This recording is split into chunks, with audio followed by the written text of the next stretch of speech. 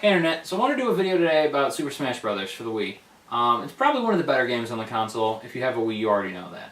The issue is my Wii currently is out of commission. My mother's borrowing it to learn how to use Netflix because anything on the computer way too hard for her to comprehend.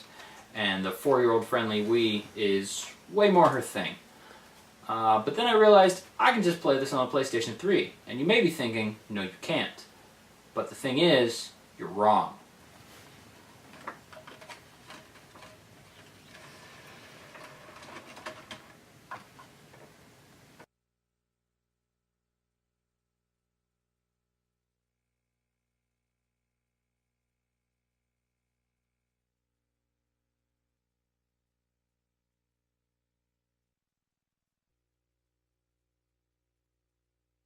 PlayStation All-Stars Battle Royale!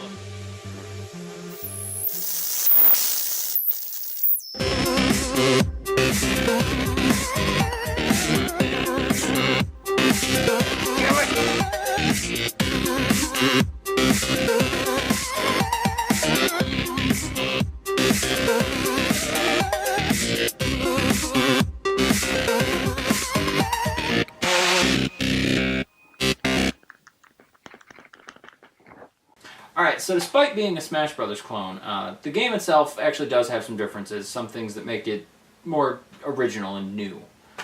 For one, the story mode in this game utterly blows. Think of the story mode in this kind of like tournament mode in Mortal Kombat, in that there's nothing there. Every time you start a new character through story mode, you get a still image with some scrolling text for a little bit, you play through maybe 3 or 4 matches, you get a quick video of whichever character is their enemy, you play another 2 matches, and then you get another either quick video or a couple more stills, and that's your ending. That's it. Smash Brothers has a great story mode where you progress through the whole thing, you unlock the different characters as you go, it makes a lot of sense, you get to play through almost the entire roster while you're going. It's a great way to actually get into the game and introduce the new characters. This has nothing whatsoever. This sucks. Also, another huge disappointment as far as this game is concerned is the fact that there's a severe lack of really iconic Sony characters that you would expect to see. For example, Cloud and Lara Croft from Final Fantasy VII and Tomb Raider respectively are not in the game. I know they're owned by Square, which would make it a bitch to get the rights to. Which, by the way, Tomb Raider's owned by Square now, not Eidos. Did y'all know that? Because that's fucking weird.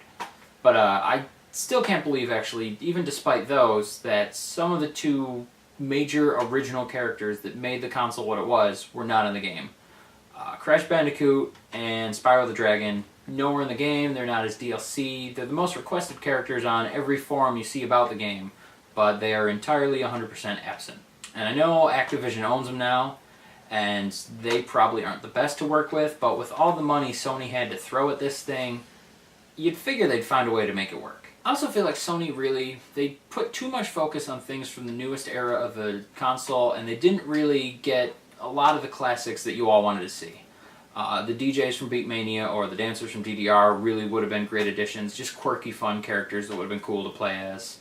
Also, some of the more obscure but great titles like Dark Cloud would have been really cool to include, or possibly a level from Jet Moto would have made a great battle arena in the game. Also, some of the really good indie titles that a lot of people liked just would have been really nice to have. Shadow of the Colossus, for example, would have made not only a great arena to battle on the back of one of the Colossuses, but Wander would have just been a cool character to play. Unfortunately, none of those things were there. They really didn't do a very good job at paying homage to the origin of the console.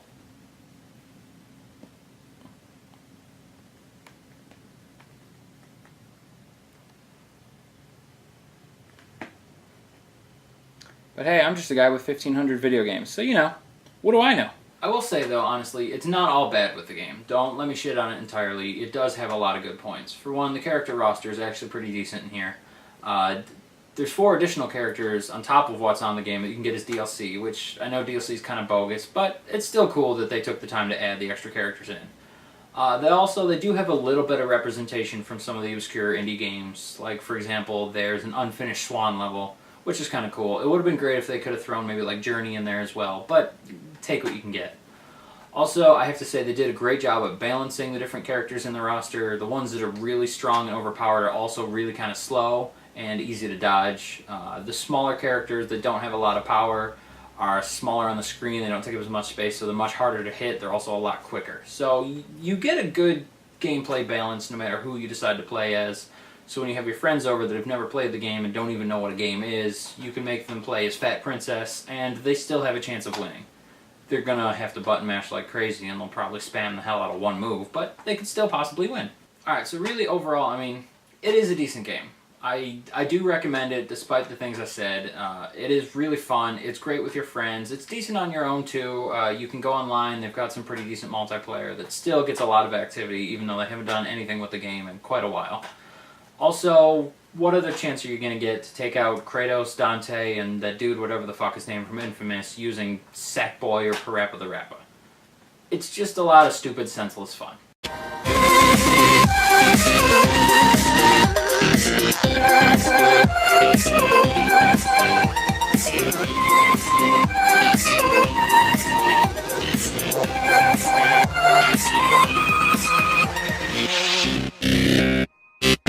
Plus, the alternative is actually going outside and interacting with people. And, I mean, they really frown on going and having armed gladiatorial combat with your friends. Yeah!